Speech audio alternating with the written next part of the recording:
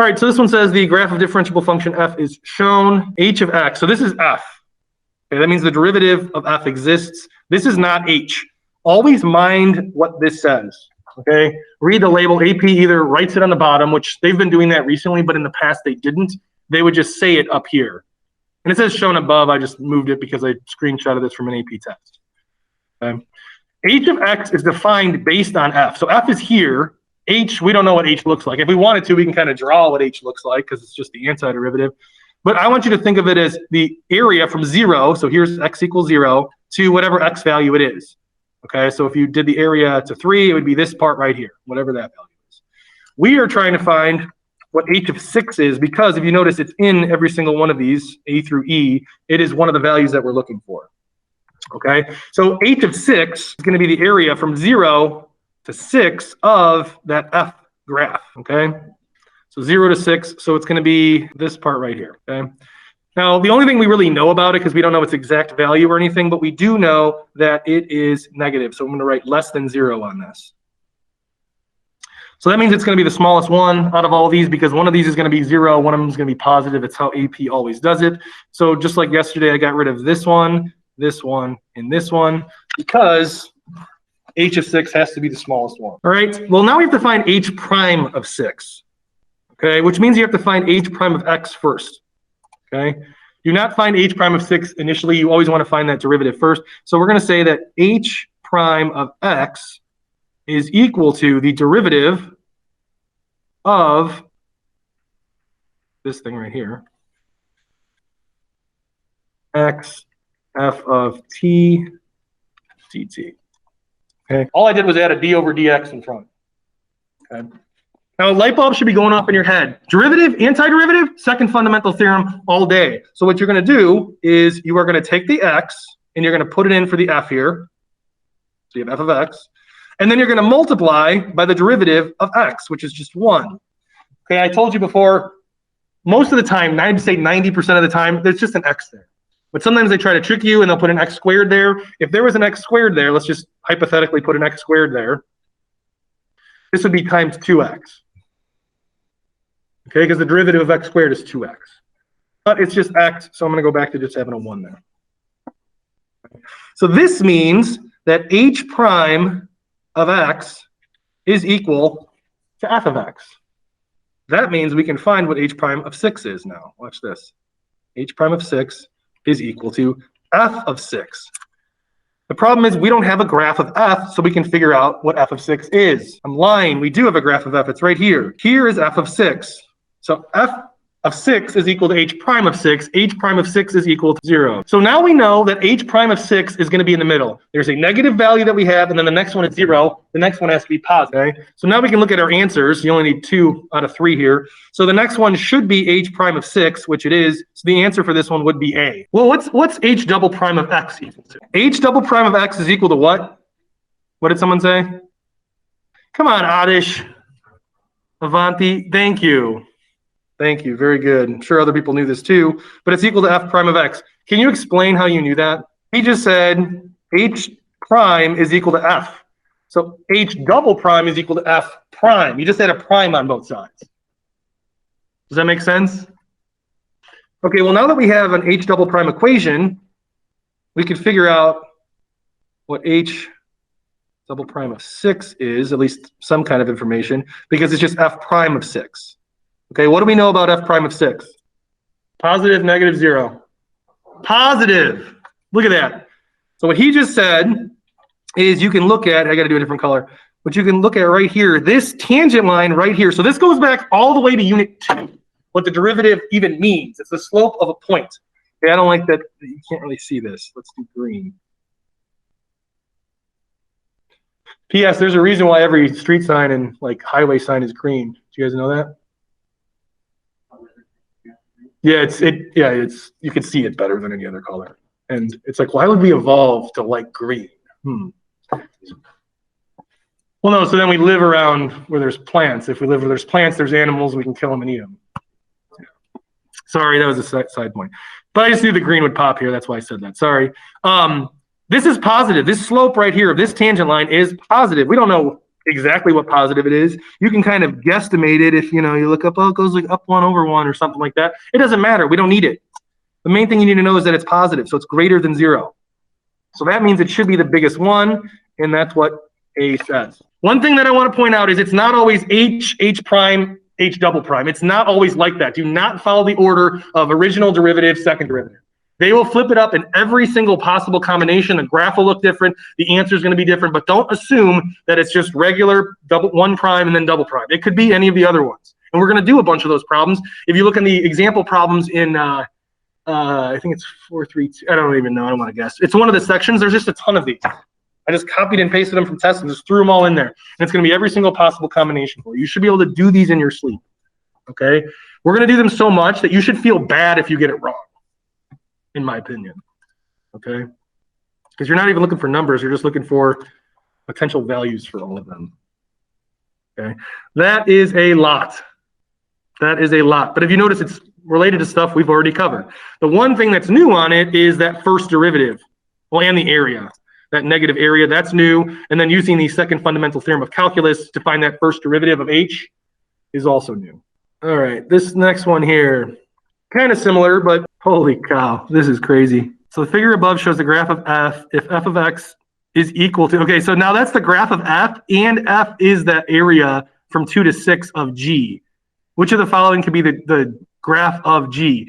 There are so many ways of doing this. I'm going to show you my favorite way, but all right, the easiest way to do this, it's asking for what is the graph of g? Find g. That's all you have to do is find g, okay?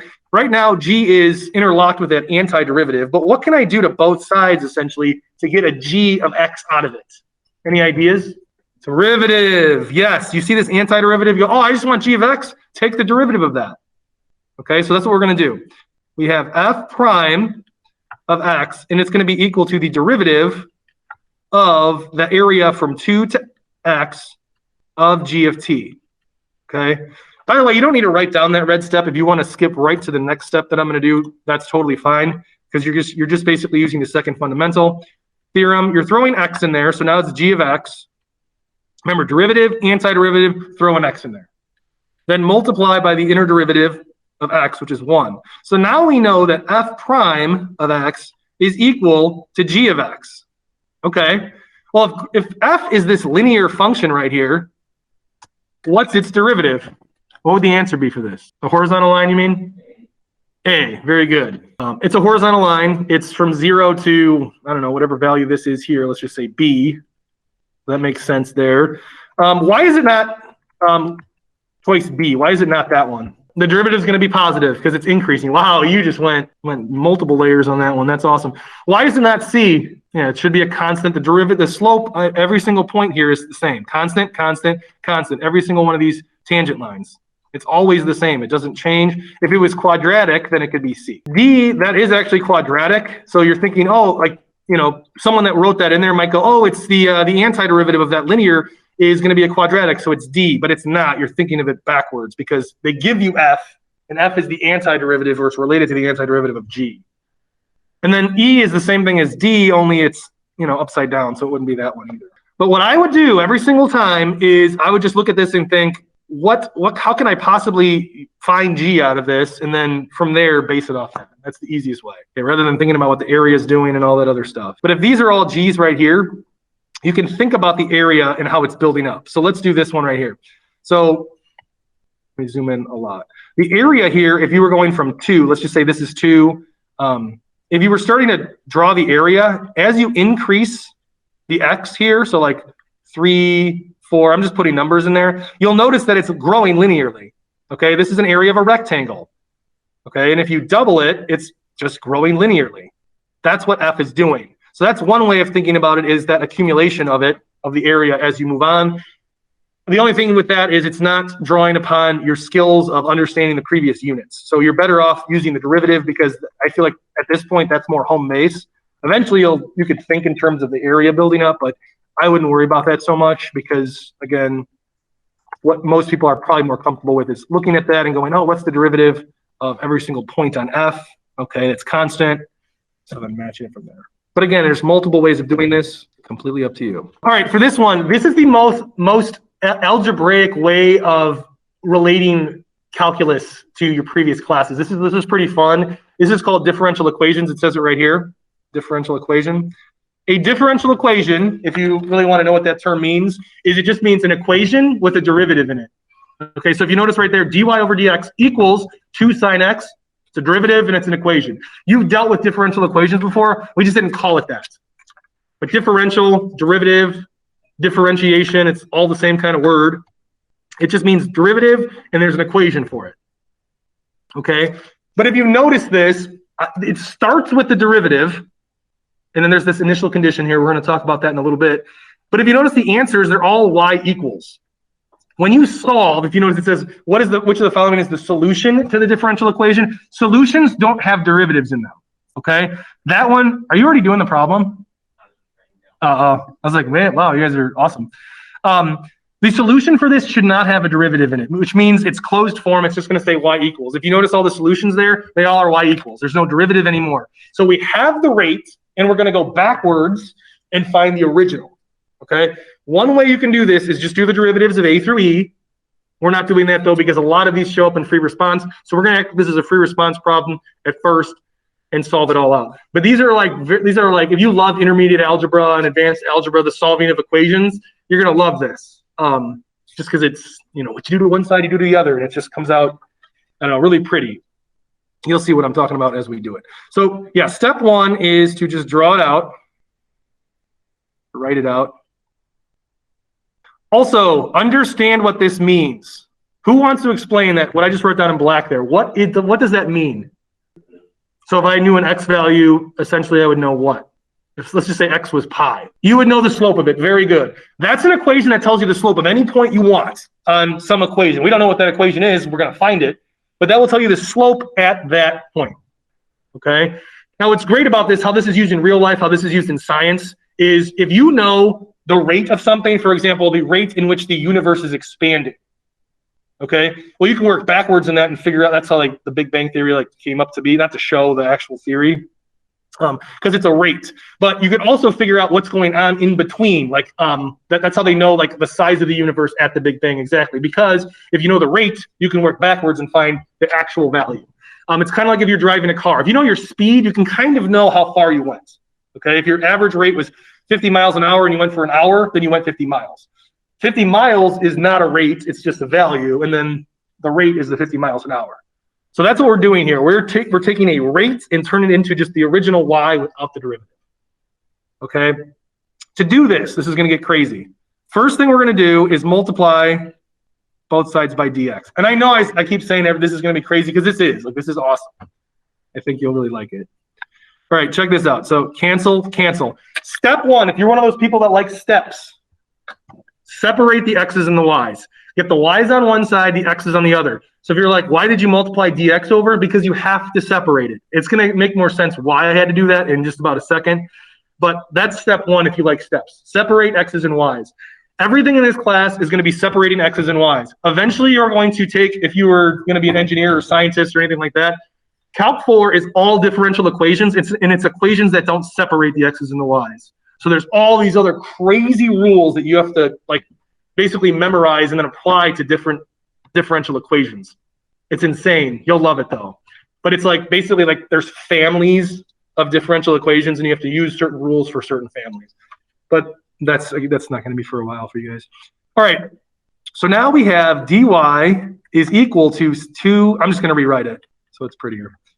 Okay. Now we want to solve for y. So what do I need to do to both sides here to make that dy a y? So we have a derivative in there somewhere, and we want to get rid of it. So what do I need to do to both sides? Antiderivative. Very good. So we're going to do the antiderivative of both sides. Now this is going to be a little tricky because I've never shown you this before, and I was going to kind of show you this yesterday, but then I stopped. I was going to do it for that secant x problem. But what is the left side of the equation? What is this thing equal to right there? You got to kind of be a little clever. 1? How did you know that?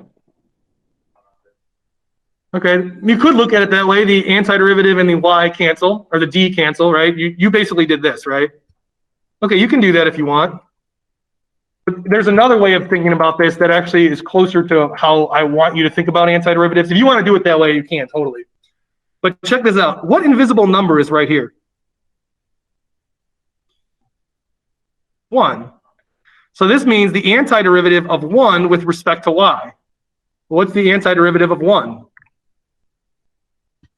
Y plus c, right? Okay. Now, the antiderivative of 1 with respect to x is x. The antiderivative of 1 with respect to c is c. You know what I mean? You could do it for any variable. This one's in terms of y, so you have to do a y here.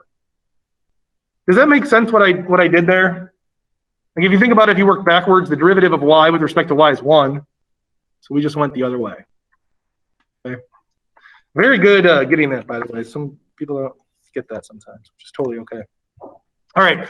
What is the antiderivative of 2 sine x? What? Oh, I thought someone said something. Sorry. Come on. So you have to know this because we're just going backwards here. Negative 2 cosine x. Thank you. Students mess this up all the time because they go, oh, the derivative of sine is cosine. So they just write cosine. It's negative. He was clever enough to realize it has to be negative because the derivative of negative cosine is sine. Okay. Now we have a problem here. There's a plus c on both sides. Okay. Are those c's equal? Based on how I wrote them, you might say yes, but you can't know. You cannot know that the c's are equal. So the long story short of this is technically the c for the y, and this is the c for the x. Okay, don't write it like this because I'm going to show you a little shortcut. There's a c on both sides here. Well, what's c sub x minus c sub y? What's a constant minus another constant that's different? Just a constant. So what we're going to do from now on is we are just going to put a plus c on the right side because that's where you need it anyway because we're solving for y. So from now on, do not do this. And don't do this part either. Just do a plus c on the right side. It is still technically mathematically right because you did do a plus c somewhere in the equation. If you want to have 2 c's, that's fine. You subtract them both from both. You subtract the c sub y and the c sub x, or subtract the c sub y on both sides, and you end up with c sub x minus c sub y. Like Fertino said, that's a constant. You said that, right? Yeah, it's a constant. So just do a plus c on the right side. This is standard. If you look it up online, books do it this way. Professors do it this way. I'm not shortchanging your learning by any means. Okay. All right. Awesome. But we have a problem here. None of those answers have a plus c in them. So what do we do? How can I figure out? Look at all the information the question gives. How can I figure out the plus c? Exactly. The initial condition is going to help you with that. Okay. Anytime you see initial condition, I want a light bulb to go off in your head and think, I can find the plus c. I can now figure out what the plus c is. It's not just some constant because it's telling me y of pi is equal to 1. So check this out. Y of pi is equal to 1, which is equal to negative 2, cosine of pi plus c. Okay. What's cosine of pi? 1. Okay, negative 1. Very good. So then we have 1 is equal to negative 2 times negative 1 plus c. Okay, so c is equal to negative 1. So now what you can do is look up here. Oops. Oh, I just do. So now you can look up here and just think, here's my equation right here in blue. Only we know the c is minus 1. So the answer for this one should be E, right? Does that make sense? It's very algebraic. Like you're moving something on one side, you're antiderivating both sides, you're solving for throwing pi in and setting it equal to 1 and solving for c. It's all very algebra. Obviously, it's still calculus because we're doing the antiderivative, but I don't know. Does anyone like those kind of things? Kind of fun. I mean, I know this isn't like what you're going to do in the summer when you're, bored, but it's still like, in terms of math class, I feel like it's pretty fun. Yes. And I don't like the term initial condition because I always feel like initial should be like y of 0. but like it's y of pi, but maybe that equation starts at pi. I don't know, but I always feel like initial condition should be the 0. Like if you think about initial velocity or initial time, it's at 0. But yeah, that's just, you could just say condition or the, like you said, given. And sometimes I think it does say given actually. I don't remember. Also, sometimes they do it this way. I should point this out. This is kind of obvious, but sometimes they'll write it as a x comma y coordinate. So they'll just write at this coordinate, and you have to just know it, that is y of pi. Also, AP is really into y of 2, y of 3, y of pi, y of something. We're used to f of x. They use y of x a bunch. So if you're like, whoa, that's weird. It looks like it's y times pi. But they use the y of a lot. So just throwing it out there. All right. Holy cow. Look at this one. This is insane. And the only reason I say that is because I looked at the answers and it says increasing concave up, concave down, point of inflection. There's all of this stuff going on. Let g be the function with the first derivative given by, so this is g prime. And then we have our first antiderivative that cannot be closed form. You cannot do the antiderivative of that. If you could, if you figure out some way of doing it, let me know, because we'll be famous. But you can't do it that way. There's nothing that you can do for that. But what we're going to do here is, the first thing I'm going to do is actually explain why this equation is even a big deal to begin with. That expression, e to the negative t squared. Does anybody know why that's such a big deal? If you've taken stats before, then you check this out. I just think this is cool. It's not really part of the class or anything, but you're going to see this specific equation a lot. Does anybody know what this is called when it's looked like this, when the graph looks like this? This is a bell curve, and the way a bell curve works is, have you ever heard of anyone saying like you curve a grade? It's based on this bell curve here. This is how they graded at Purdue for a couple of my chemistry classes that were very cutthroat. Basically here, let me screenshot this. It does go forever, left and right, but it gets so tiny it doesn't really matter toward the end. Let me do it over here. This is a total aside. It's not actually part of the class by any means. I just think it's cool. The way it works is if you had something that's completely random, like let's just say it's used in like factories when they design something. Let's just say they're designing iPhones. The average iPhone is going to be right here in the middle. Okay, it works. It's great. And then let's just say a certain percentage of them. So yeah, this is supposed to be 50 percentile. I'm not going to explain this very well, but this is 50%. It's supposed to be the average. Okay, that means anything that's better than this over here is better than average. Okay, so there are some phones that their batteries are better than other phones, and they last longer, and they haven't had issues. And you probably know friends that they drop their phone, nothing cracks. You just look at it and it cracks. You know, it's different integrity because you get to think about it at an atomic level, the way these things are made, right?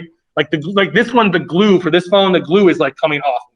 Or my other phone's newer, so the glue's not. But like other phones might not have that issue, the glue that holds the screen together. And there's all these little parts and all these other little components.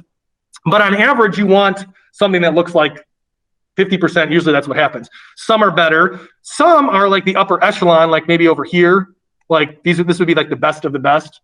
And the way this looks for grading is you want like your average to be here. So like that's the average of it. And then like maybe only the top 10%. So this would be like top 10 percentile right here would get an A. Okay. And then this grade right here, let's do a different color. This right here would be a B. A C is usually, so from the other side, a C would be all of this part right here. I should use a different color. This doesn't really matter. Okay. And then, you know, over here might be the D, and then there's an F over here. Okay, so you can kind of see, like, you can divide it up however you want for grades. This means only a certain percentage will get an A, and that same percentage also gets an F, which means even if everyone gets an A, you can still bell curve it, where you get an F if you got a 90% or something like that. Okay, and the only way to get an A is if it's like a 99%. Well, some of the classes I took, the averages were like 43%.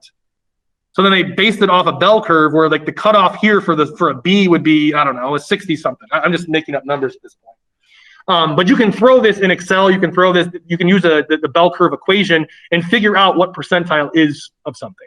And ideally, what you want is it so, you know, your bell curve is something like this. So the extremes are very tiny, and most of it is, you know, in the middle. Okay. Now, believe it or not, that is still the area of this under here is still 100%. Like if you actually, there's a correction factor of this, so it actually wouldn't be. Let's just do negative 100 to 100, of f of x. It's going to be like 1.7, yeah. So if you like divide this by 1.772, now the average is around 1. So if you did all the area underneath this, then you would find the percentiles. This is how like AP does not grade this way, but like the SAT, ACT, they use like the curves. There's a certain amount of students that get a certain grade based on, it's not just a raw score and you multiply it by this and you get some score out of it. I think the SAT does. ACT is curved, I believe. But it really shouldn't be. The problem with using curves for humans is that, like I told you before, people are cutthroat then. They're not going to try to help other people out because they want that person to fail so they can be moved up. Also, humans aren't random. You know what I mean? Like making iPhones, it's just you're at a factory, people are doing their thing.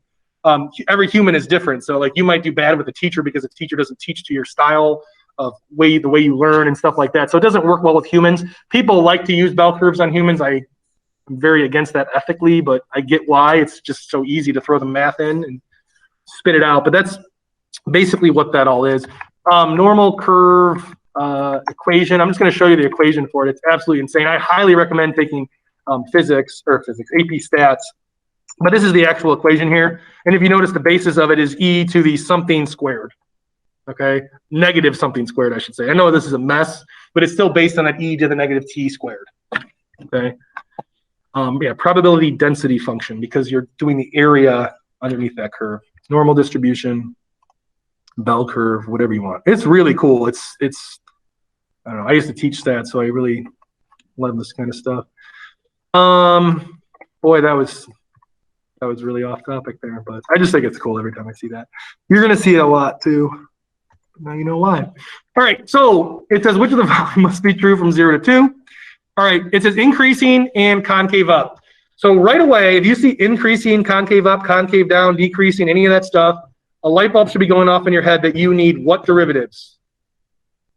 The first and second derivative, exactly. Okay, well, what's awesome is we already have the first derivative, but we also need the second derivative. So what theorem am I going to need to find the second derivative of this? The second fundamental theorem, FTC. Okay, so we have the first derivative already. I'm going to write this here.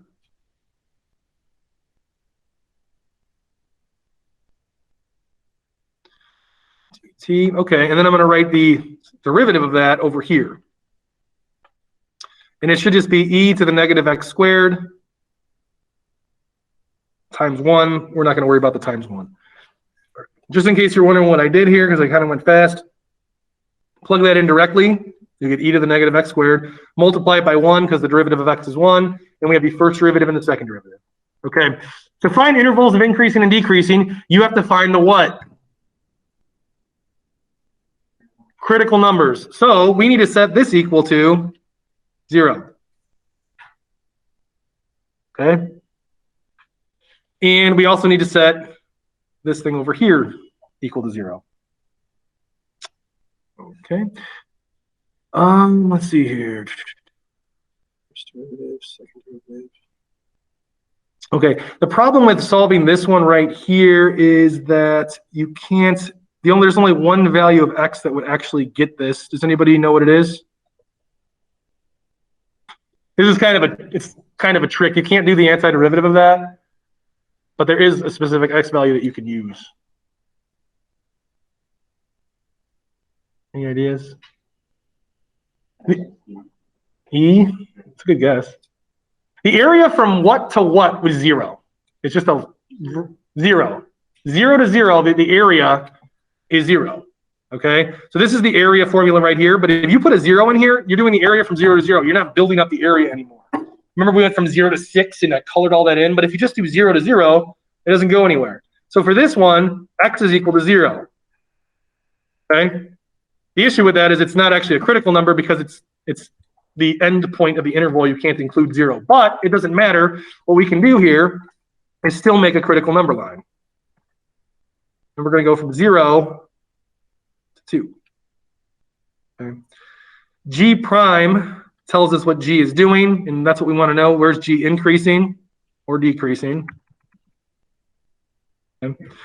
But whatever it is, because 0 is the critical number, it's either going to be the whole thing is positive or the whole thing is negative. So you have to think, what does this graph look like? And I went on a huge diatribe of what that graph looks like. So by now you should know that that graph is always what?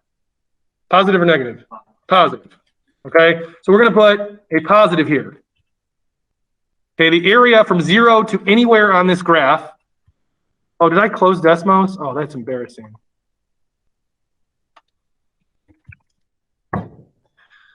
And it's also something you should kind of know anyway, even if I didn't show you what the graph looks like, but e to any power is going to be negative, or positive, I'm sorry. E of x squared. Okay, the area from 0 to 2, you can see that it's positive. Okay, the only way this wouldn't be positive is if there was like a negative in front of it, right? But either way, it's positive the whole time. So that means g is increasing from 0 to 2. So that means you can get rid of c, d, and e. Okay. Questions on that? Okay. Now this one's kind of tricky too. Where is this equal to 0, if ever? Why are you shaking your head? It's never equal to 0, okay? If you wanted to, you can ln both sides. ln of 0 is undefined. It's never equal to 0. You can't take some number and raise it to some power and somehow get a 0 out of it, okay? I mean, you could put like negative infinity in there and it would approach 0, but it's never actually equal to 0, okay? So that means you just need to make another number line. 0 to 2, g double prime, g, okay? This is always positive, so that means g is always concave up. So the answer should be A.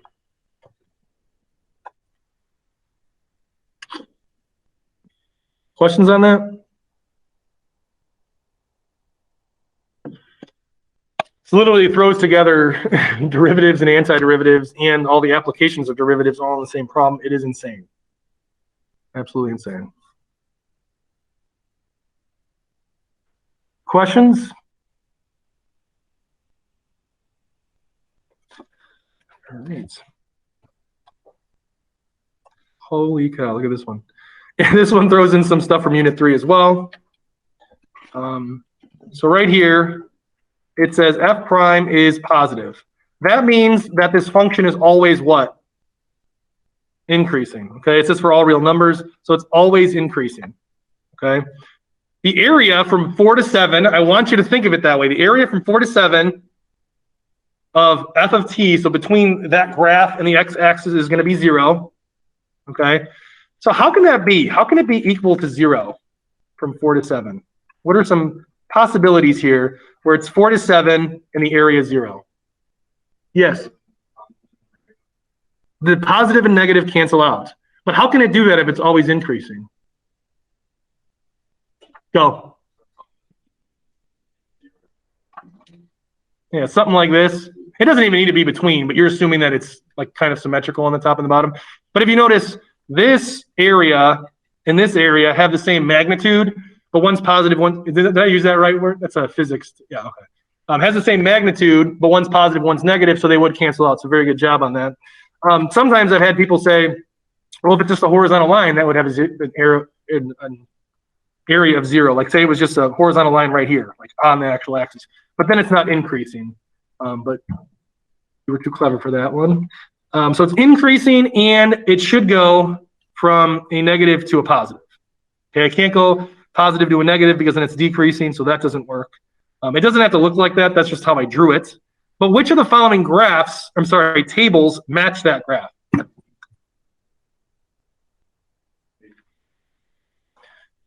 B, negative, negative, positive. Okay, actually, let's. I think that's the answer. I think that is the answer, though. It makes sense. But let's go through why it's not A first. Why would A not work for that one?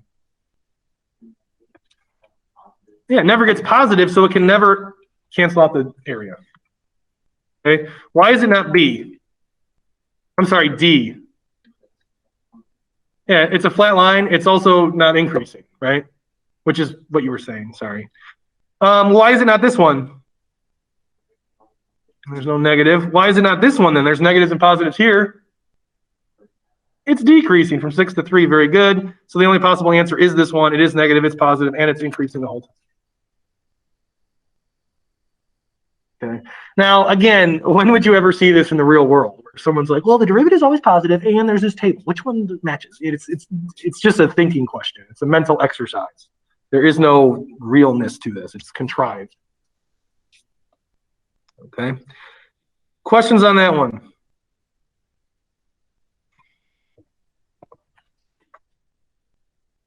All right. Let's go to this one. Is this the last one? Uh-oh. Holy cow.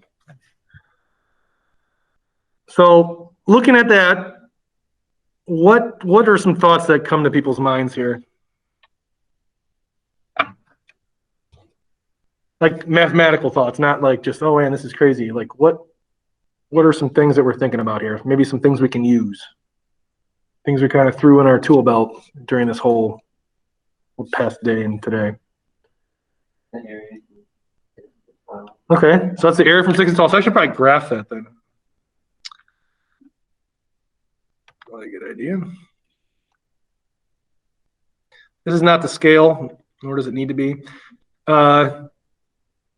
It's tough to graph it though, because there could be some negatives still, but it doesn't really matter. So I'm just going to do this. And let's just say that here's that area, and it's 10. Okay. And this is f of 2x. If you notice down here, all of these have an f of t. So it's not a 2x anymore. So when there's an inner layer of that and it's linear, do you guys remember that rule that is kind of made up? What we do?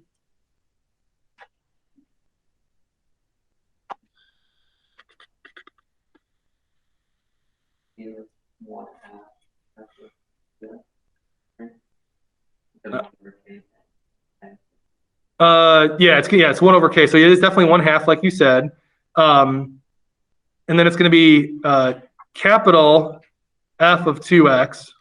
And we're integrating that from 6 to 12. And we already know the answer of this should be equal to 10. So basically, I rewrote this thing using that rule that we went over yesterday. Capital F means antiderivative. If you notice, the antiderivative symbol went away. Okay? That's why it's a capital F. Okay? All right. Doesn't really help that much. It actually does help because we need to do it this way. If you notice, though, there is no 1/2 on any of these answers. So what I'm going to do is multiply both sides by 2. So you get a 20 here. Okay. There's some ones over here that have a 20 in them, so that's interesting. Okay. Now what I'm going to do is write this whole thing out as a subtraction. So it's going to be capital F of 24 minus capital F of 12 is equal to 20. Okay. If you remember from yesterday, what this means is you plug in a 12, that's 24. You plug in a 6, that's 12. You subtract the 2.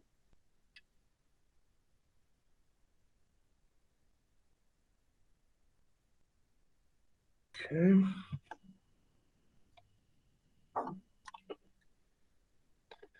All right, now what we're going to do is we're actually going to work backwards now. Okay, we have this thing right here, and I want to bring it back to this part right here.